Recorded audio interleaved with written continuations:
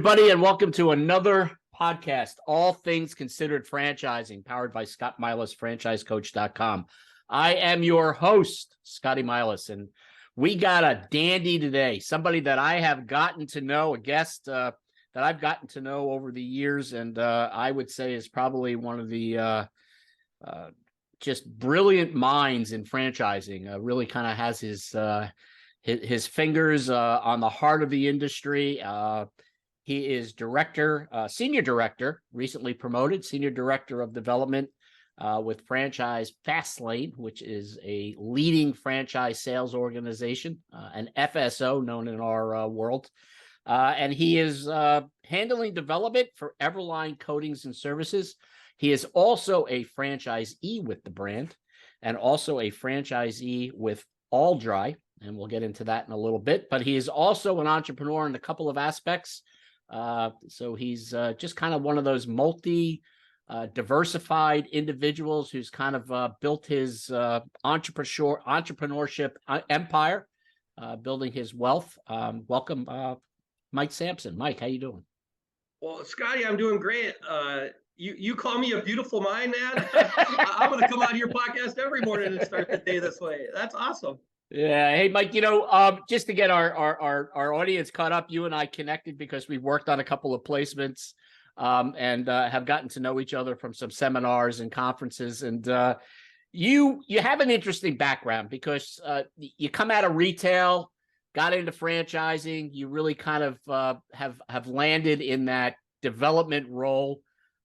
Franchise FastLane has become a leader in the FSO market, helping companies that have franchised and now want to get into selling franchises or offering franchises. We don't sell franchises, we offer franchises.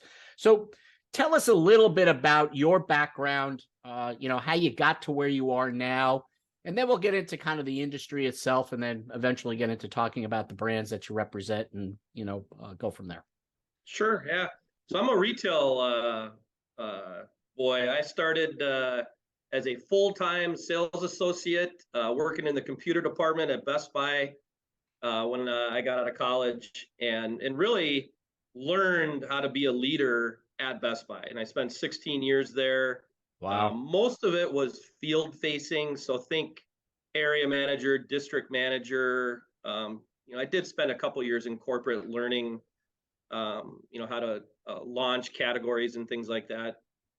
But here's where my retail journey ended. I'm sure everybody here on this podcast has heard of reorgs or restructuring. Yes. And unfortunately, I think I've probably led teams through, probably more than 5, maybe up to 10 reorgs as we restructured different components of Best Buy. I myself was caught up in 5 of them, and I just couldn't do it anymore. I mean, you can only be told so many times, your livelihood may be at risk.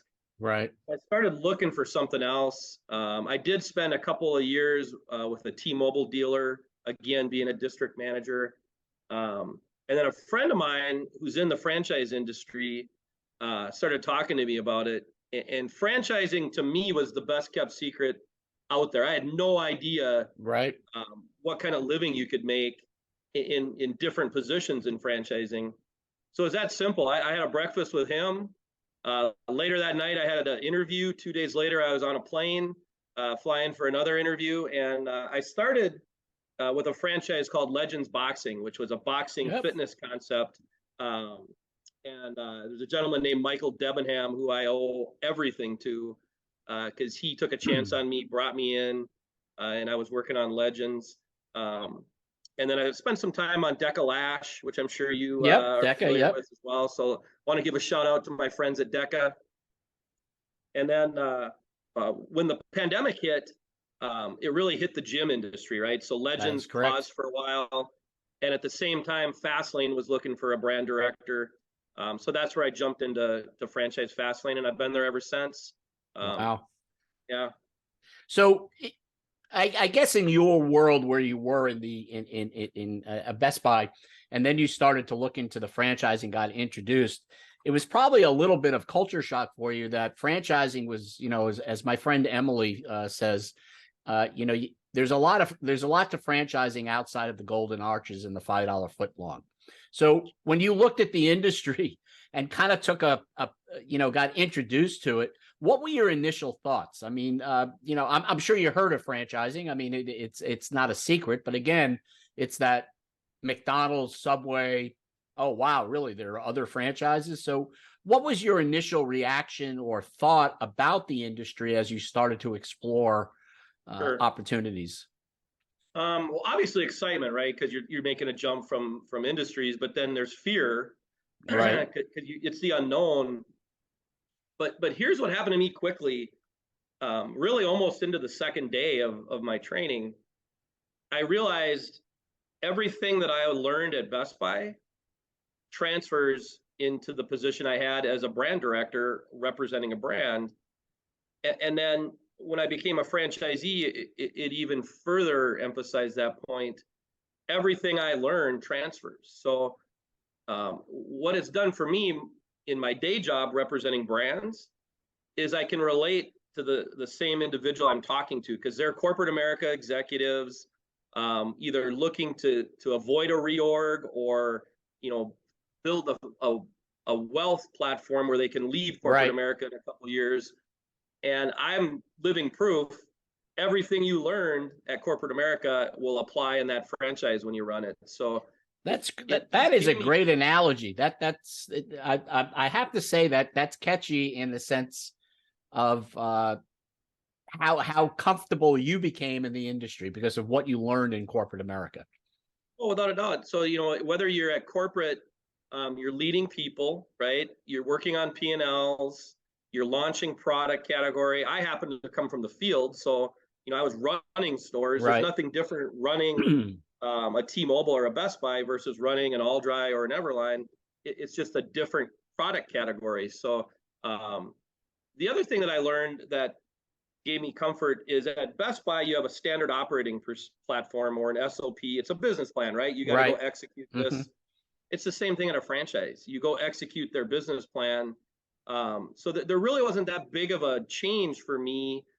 But I'll tell you, the biggest change that inspired me is that, call it Best Buy or any corporate America company you're working for, you might make a great income, but I didn't know how to create wealth.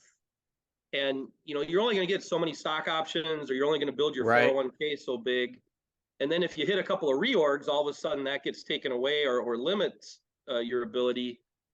But when you own your own business, now you can really go create wealth. So it all came full circle for me when I started learning about the industry. And it started obviously in a brand director role, but I started seeing people just like me buying franchises, and it was like, why wouldn't I do this, right? I got the same experience.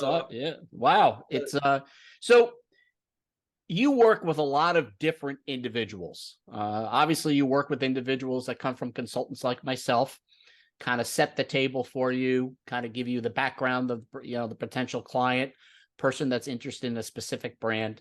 And then you're working with them to introduce them to an opportunity and take them through the process to see if it's something that you would like to award them a franchise, and of course, something that they would want to accept. When you look at the profile, and you touched on it a little bit, because our audience, are probably people that are considering franchising as an option. They're looking to kind of build that wealth, and wealth is part of it. But where are the common denominators of the people that you're talking to? I mean, is there, one or two or three besides that wealth that people want to exit corporate America, or even just say, hey, I don't even want to get into corporate America. I just graduated college. I've gotten my feet wet a little bit. What are you seeing as the traits, the character of the individual coming into franchising? Yeah, that's a really good question, because that could be its own podcast, right? Right, exactly. What I see, well, first of all, I'm dealing with mostly folks that are executive level, right? A lot of the folks I deal with, they might be a VP of marketing or a senior manager in one capacity or another. I see a lot of retail folks come over, and then I actually see a lot of other franchisees of other brands. And once you open your first franchise, you'll notice to get the next one running and the next one running, it's all the same skill set. So once you learn how to manage a manager, Right. I deal with what we call empire builders, right? They go out and they add multiple brands across their portfolio. But here's the common trait. Number one, people are tired of making money for other people, right? Like it's like I said, it's the same skill set to make money for yourself, from what I've seen. So they're tired of making it for someone else. Oftentimes their family comes up in the discussion, whether you call it like a legacy play, but creating wealth and maybe even generational wealth for their family, versus just continuing to work and having a limited income, where they're currently at. And then the other trait I see is people that are great at execution, but they're not visionaries or ideators. And when you start thinking about wanting to build a company for yourself, if you're not great at ideation, or if you're not a visionary, you don't know what to do. But with franchising, Exactly. somebody already did that, right? Right. So I see a lot of executors where they're great at executing a business plan for someone else. They're comforted because now they can take that company's business plan and go execute it. So amongst the group I see, wealth creation, generational wealth, legacy play for their family, security are all reasons why they do it. The person who comes over are really great executors that I tend to work with also. You bring up a great point, because when I work with my clients, I kind of try to define to them or get a better understanding about, are they an entrepreneur? I mean, everybody has a little bit of an entrepreneurship in them, but we've always looked at my company, entrepreneurship as two things. There is the visionary entrepreneur that you mentioned. They are the people that have it all upstairs and they want to get it on paper, and they want to put the plans together and the operations manual, and they want to hire the people to implement all that. And then there's what I call the process entrepreneur, what you're describing in franchising, the person who wants to come in and says, look, I've got all the management skills, but I just went through X amount of years in corporate America, putting this together with that and dragging this department into that and trying to coordinate it. I don't want to do any of that anymore. I want to just take the systems and manage it. Is that a fair assessment of somebody who is looking to get into franchising, to have that process entrepreneurship understanding to be successful? Yeah, Scotty, you hit the nail on the head. And in our model, we'll see either semi-absent owners who hire a GM, and that's kind of, as you were talking, the first example you gave me, where like the semi-absent owner might keep a job or have a portfolio they're managing, and they get the vision of what we're trying to do with Everline, and they need an implementer or an executor, and they go hire a general manager that takes off with it. And then a lot of our owner operators fit that second model you discussed, where they're taking the business model, taking the SOP, and just execute it and go create wealth for themselves. So I think you hit the nail on the head there. Good. One last thing about people that may be interested in thinking about franchising. A lot of conversations about with clients about franchising. There's this misnomer that, or misunderstanding, I guess, that, franchisors do everything for you. They're going to find you clients, they're going to find you leads. And I try to explain to people that this isn't easy. Even though you have the model and the systems, there's still implementation, there's still management. Rome wasn't built in a day. And when somebody invests in a franchise, it's not built or successful in a day. I mean, does somebody really have to have some patience getting into this and understanding that it's not an on and off switch, that, you gotta get out there and work the business? Yeah, 100%. So that's one of the things that I talk the most about with my candidates, is just realistic expectations as you're building your business model or your pro forma. So think of it like this. So we'll just use, a district manager at Best Buy as my example. There's probably 52 district managers across the company. We all work the same playbook. Okay. Right. Company built that for us, right? Now we got to go execute it. And there at the end of the month, there's the best district manager and there's the worst district manager, and everybody had different levels of execution.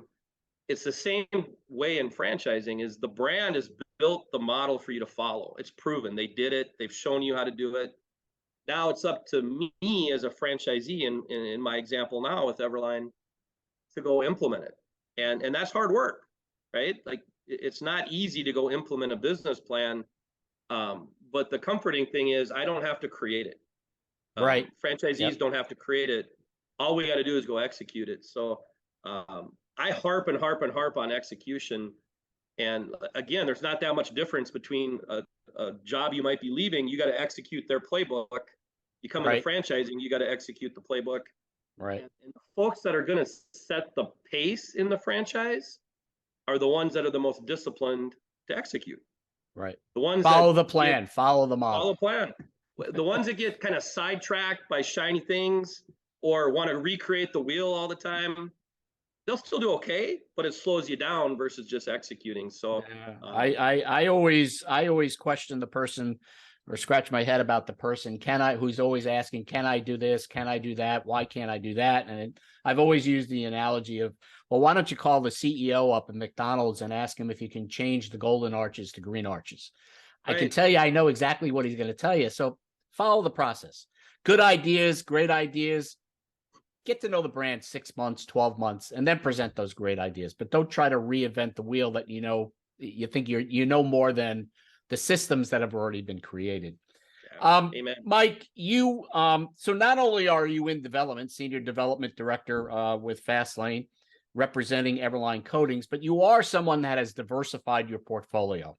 You're that what I would call that multi-level entrepreneur. So your position with FastLane as a director, as I said, but you're also a franchisee with Everline Coatings and Services, and also All Dry. So let's talk about Everline Coatings, because it's a brand you also help people get a better understanding. If you were going to tell me about the 3 or 4 bullet points about the opportunity, what, somebody out there that's listening saying, hey, what are you looking for in a franchisee, or what are the qualifications? Talk to me. Give me let's learn a little bit about Everline. Well, first, let me explain what we do. Let's start there. Great idea. Yeah. So Everline is line striping and parking lot maintenance. And we are the largest line striping and parking lot maintenance company in North America.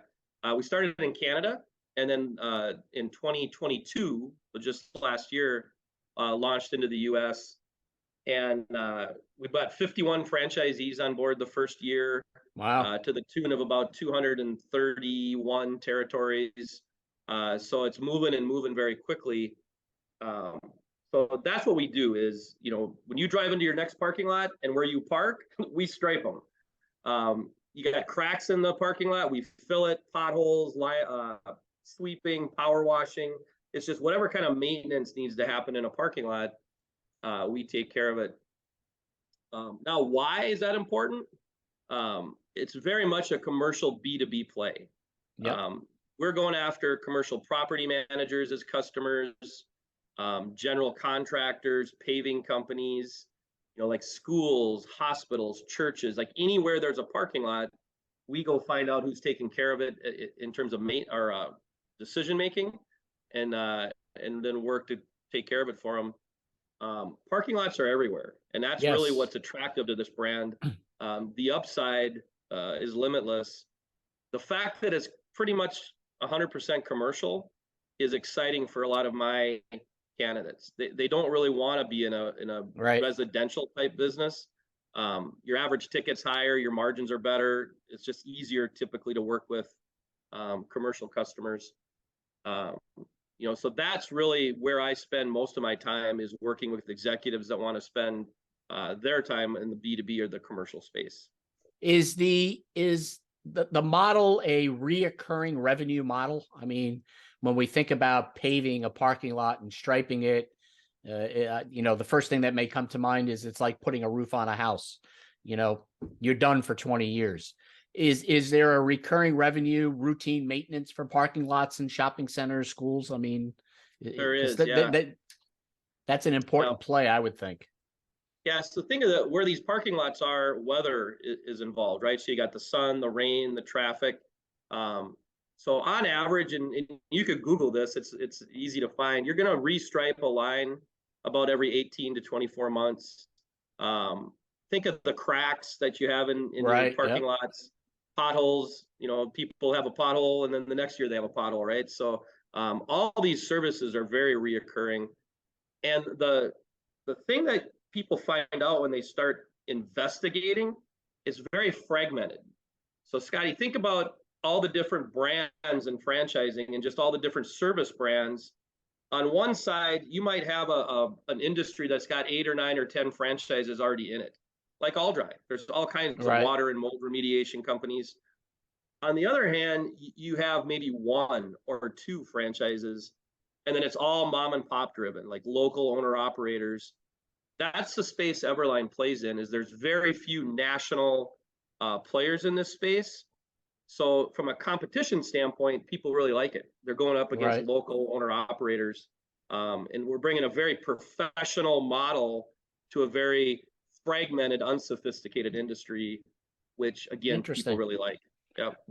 We talked about earlier in the podcast about characteristics, common traits between people. When you look at the franchisees that are coming in, is there some common denominators? I mean, are these executives? Is Everline probably doesn't fit into the most sexy category of franchising. People may think it's well, I got to get my hands dirty, but are you looking for more of that executive who can provide oversight, management the crews, or hire the people to manage the crews? I mean, where's the common trait here among your franchisees? Yeah, it's funny you ask. I'm actually hosting a group of potential buyers here this morning. And of the 51 folks that we've brought in, almost exclusively, I would say it's people that came out of corporate America. They owned a franchise. We got several people that owned a franchise and are adding their second or third. Okay, great. And these are folks that lead the business, work on the business. They're not involved in the day-to-day of striping lines, right? So most of our owners, if they are going to spend a lot of time in the business, will be on the sales side. So we have a lot of folks that have sales background, because in any franchise, revenue cures all ails, right? Revenue fixes problems. That's right. So our owners spend more time with their sales team filling the funnel, and then they have like a crew leader or an operations manager, team lead, working on the job site, taking care of the work. So you hit the nail on the head. It's executives that are spending their time growing their business, not in the day-to-day of striping lines and fixing potholes, as an example. Now, who is buying? Because I know you kind of asked that in the same question. I'll go back to somebody who's really looking for a brand to execute and just follow the structure, is really at the top of our list. Everline has one of the most robust marketing programs I've ever seen. Interesting. Whether it's pay-per-click or outbound marketing, they have a huge national account program. So the second piece I get is folks that their number one concern is lead generation. How do I go find customers? Well, when I can show them our national account program and tell them I've got corporate people working just as hard as they are locally to find business, they get pretty excited about that. And then the other thing I'll tell you, people that have like a blue collar background, but are now white collar in their career, love this kind of industry because they grew up, using their hands. They might have grew up on a farm or grew up, doing construction work or something like that. They get the upside, but they like using their hands and, getting out and visiting the team outside. They love this model. Great. Item 7, investment range. Yeah, you're going to be somewhere in the 130 to 240, 250 range, depending on how many territories you want to pick up, or whether you buy or lease the equipment. But it's a very affordable brand to get into. Okay. And financial requirements, net worth, liquidity, minimum liquidity. We look for 75,000 liquid, 250 net worth. Okay. SBA on the SBA registry. I don't know an exact amount, but God, over half of the franchises we've awarded have been SBA, so they know us really well. Good. Mike, just to close out here, because I know you got some guests behind you, behind your walls there, and you want to get back and take care of them. But the person who's considering franchising, one of the things that I've always kind of pushed onto my clients and kind of make sure that they're on track is to put yourself in a position to learn, want to know. I've seen a lot of people got discouraged about franchising or not awarded the franchises because, you know, they thought they knew more than everybody else, especially the brand. If you were going to give us 1 or 2 points on people who were thinking about getting into franchising, as far as the best advice to learn more about a brand, any Sure. suggestions, any guidance, 2 quick points? Yeah, in terms of learning about a brand, I study the corporate location. And a lot of people they'll validate with other franchisees, and I think that's important to go talk to existing franchisees, but you don't know what kind of operators they are. Like, so when you're talking to somebody, you could be talking to their number 1 franchisee in the system, or you could be talking to somebody that's having a hard time getting rolling. If you study the corporate location, you'll learn all the things they did well, all the things they struggled with. And then I asked myself, how repeatable is that? Right. With what they're doing, can I take what they're doing? And if I go do that, do I have a strong, likelihood of success? So me personally, I spent a lot of time studying the corporate location, how long it took them to get to whatever milestones they were at. And can I do it quicker and faster with what they built? Interesting. Great advice. I mean, I'd say spot on as far as the validation process, because when it comes to franchising, you want to make that validated decision, not an emotional decision. So, 100%. Mike, what is the best way for people to get a hold of you? What's email, phone number, LinkedIn? Sure. Yeah. So Samson at franchisefastlane.com is my easiest way to ping me and get a hold of me. They can obviously go through you. You can get a hold of me pretty quickly. So I would say those 2 routes is just run through you if they want to learn about Everline. If somebody wants to ask me questions from the podcast, run through you, or Samson at franchisefastlane.com. Great. Mike, I wish we had more time because I know you got things behind you going on, as I mentioned, and we want to stay focused on the important issues in franchising. And I appreciate your time. It's always great to see you, and I'm looking forward. I don't know if you'll be at IFA, but I'll be there. So hopefully if you're there, we can connect and share a pint or 2. I'll look you up, and greatly appreciate it this morning, Scotty. Thank you for having me on. Thank you. Hey, everybody, this is Scotty Milas, All Things Considered Franchising, powered by Scott Milas, franchisecoach.com. Our guest has been Mike Samson, Senior Director of Development for Franchise FastLane and focusing on Everline Coatings and Services. Also a franchisee with the Everline Coatings and Services brand in Aldrich. Until next time, have a great day and look forward to connecting.